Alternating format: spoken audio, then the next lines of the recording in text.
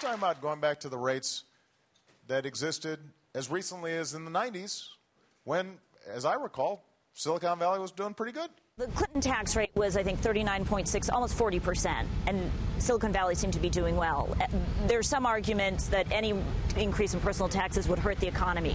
Do you think returning to the Clinton tax rate for the wealthiest would be okay for the economy, okay for hiring? You know, the president referred to that very point earlier today, which is when taxes were higher on those earning the most income, it didn't seem to deter innovation or economic growth. So, again, you know, it's hard to overgeneralize in this respect. I think each individual is going to have their own perspective, but certainly if the past is prelude, I think, again, everyone should be contributing the way they can. Do you like the Buffett rule? I certainly have a tremendous amount of respect for Warren Buffett, and if he believes that that's right for the country, I think we should be taking heed and listening. There's a lot of talk in Washington that regulatory uncertainty hurts business. Do you share that view? Well, at LinkedIn, we haven't seen the direct impact of over-focus on regulatory issues. I can certainly imagine that if that were the case, if all of a sudden it became harder to do business, if more friction was added to our day-to-day operations, yeah, that would certainly hinder growth. So I think it depends on the segment of the economy that the business is operating in, what kind of specific regulations are involved.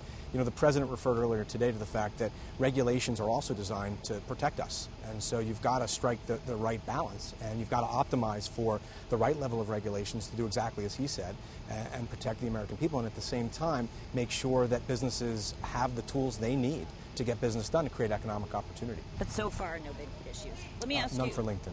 About your company. So you guys recently had a very successful IPO, and some other internet companies are planning to go public as well, Pandora, Groupon. Do you think Silicon Valley is in the midst of a bubble? Well, I think it's important to draw a distinction between where Silicon Valley is today and where we were in the late 90s and around 2000.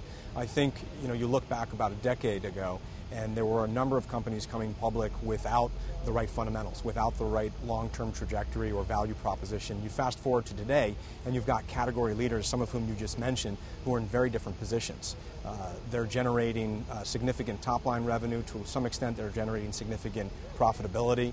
They've got core value props that scale up to tens, if not hundreds of millions of people around the world.